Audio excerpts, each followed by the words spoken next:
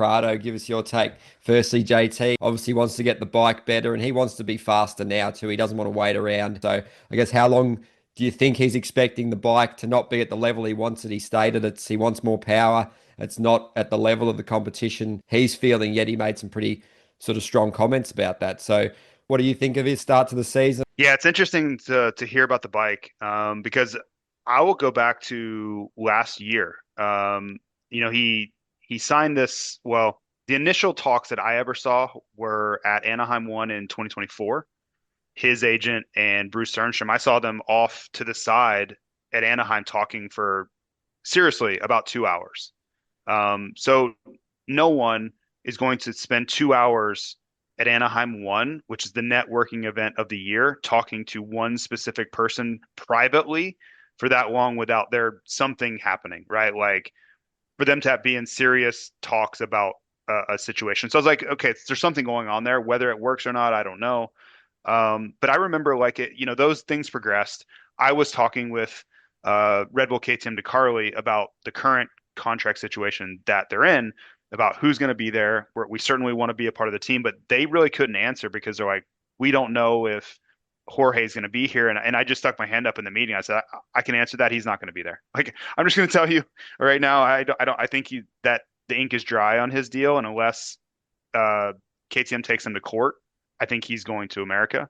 Um, but in that moment, I also heard Jorge kind of asking about the bike. I'm sure he rode it at some point, but him very clearly relaying to Monster Energy Kawasaki in America that he needed the fastest package they could put together possible. That is what he wants out of his motorcycle because he doesn't want to have to rely on carrying a lot of speed. He doesn't want to have to rely on like overriding it the way that Eli does. Like he kind of wants to point and shoot.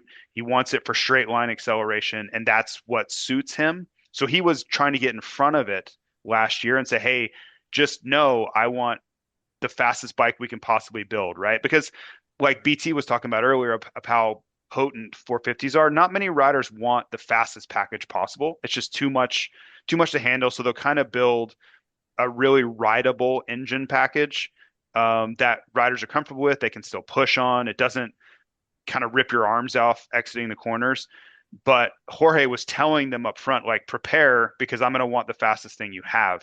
So to see them a year removed from that and they're still not there, um, it seems problematic. And I'll even add to that context. I've heard for the last 2 years, ever since this 2024 was a brand new Kawasaki, Anderson and Cincerillo, I've heard firsthand and secondhand them both saying like we were a little down on power. And I'm being very kind with how that was put, but the idea of them being a little bit behind on power is not a new one. Like this isn't like out of left field. No one's heard this before. I've heard it before. Jorge was even on the team. I heard this same thing.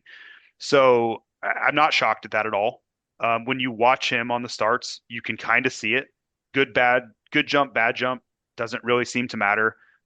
Where before you can go back and watch old MXGPs, he would get a great jump, but then he would pull away from guys, similar to like what Lucas Kunin is doing. Like he gets a jump, and you can see that engine pulling him to the front in a lot of scenarios. So I don't know what the answer is. Like I hate to keep referring to Steve, but I talked to him so many times in these shows, and he was a former mechanic, so he kind of pushes back on like, well, they could just make it faster, and I'm like, well, it doesn't seem like they can because I think they would if they could. Like if they could just Well, throw another cam at it.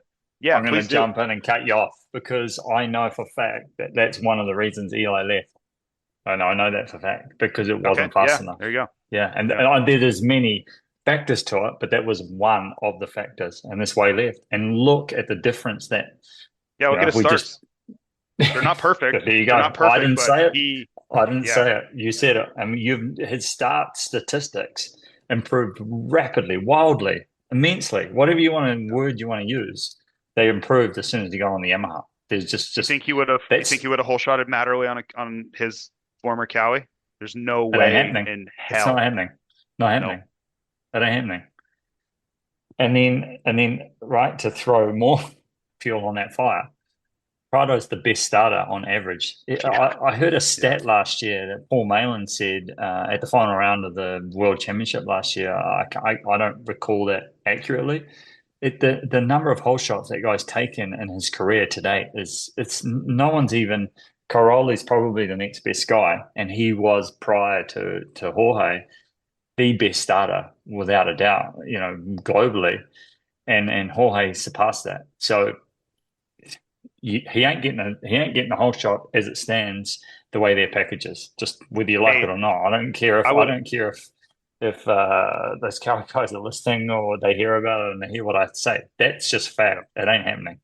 I would ask you. I You would ask don't both take of the you. best. You don't take the very best starter ever to ever grace the presence of a motorcycle and not be able to start in the. Has he even started in the top five in four Yeah, I motos? think like fifth or sixth has been about the best it's gotten. Wow, that ain't Yeah, gonna it's that ain't gonna crazy. do it.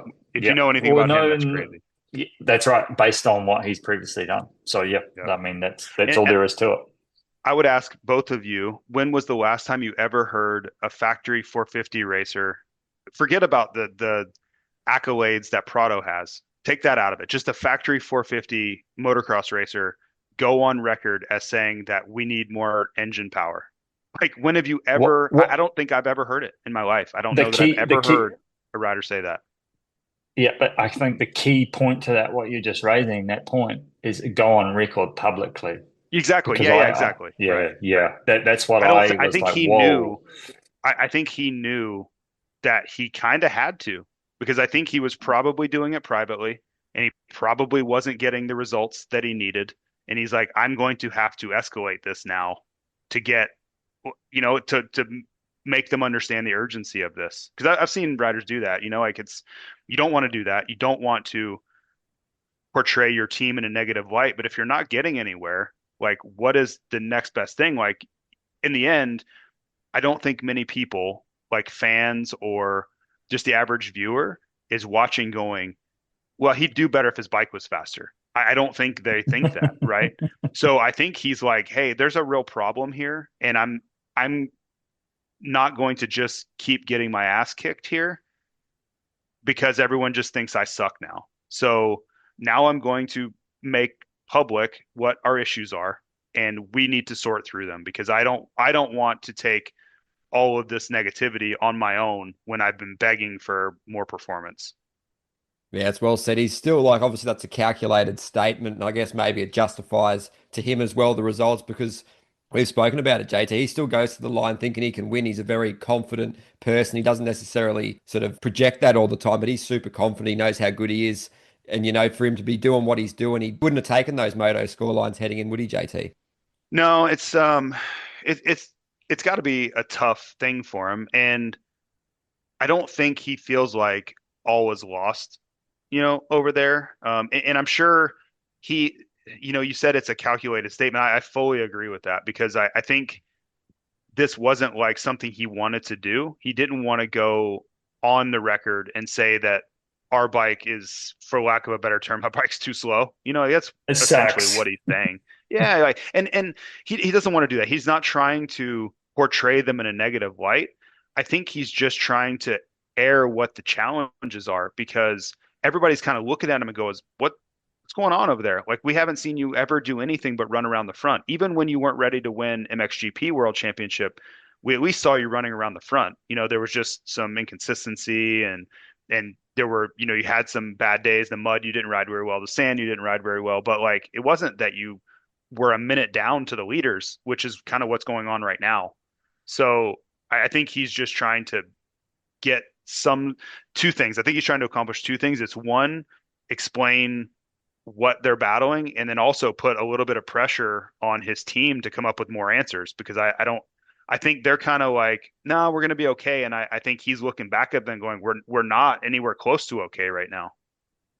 So just to like back you up on that, JT, that is exactly what's going on, both to both of those points. And just so like the viewer or listener just can understand how good this guy is. When he went to the premier class in Europe on a 450, I think he broke his femur shortly into the season. He was competing to win that world championship from the moment he stepped onto a 450. I mean, this guy is good. Like, he's got 4 world championships under his belt already, I think, to this point, you know, so he's that good. And when you're not witnessing what he is capable of by a long stretch of the imagination, and make no bones about it, if he's on something that he's comfortable on, he's certainly a lot better off. And go back to the first episode we did together, I said it out loud, you know, that he's not riding anywhere near his potential. And a lot of that in this day and age, and I've thought about this a lot because I've been very critical of riders and their setup and then the feedback they give them, blah, blah, blah, and whatnot. But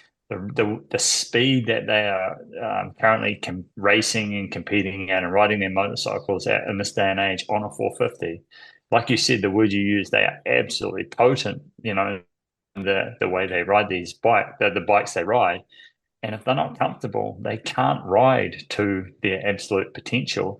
And if they don't have the tools under them to start with, they're not going to get anywhere near their potential to start with. So totally agree with what you're saying and the way that he's you know, worded that publicly. There's definitely a bit of both in those comments or that statement. Yeah, I think he's done a remarkable job of staying calm, because you know how frustrated think about what he felt when Jason Anderson passed him at Fox Raceway. Like, he probably wanted to ghost ride his bike off the track. He was probably so pissed off at the world. I think his patience, in the end, I think his patience is starting to wear thin. And that's why you're seeing comments like that, is like, I'm not going to just take all this heat on my own. You have hit the nail on the head about the patience, 100%. He's the best of the best. You know, you don't win 4 world championship at his age. I don't know how old he is, but like, that's a hell of an accomplishment at his age, and especially 2 premier ones, and certainly was in the mix the day he rode into there. You know, he jumped into the MXGP class, you know. Then he got hit with what it seems like that long COVID or blah, blah, blah in the middle of it. But his patience is already running thin. And that's because he's a high achiever. He's the best of the best.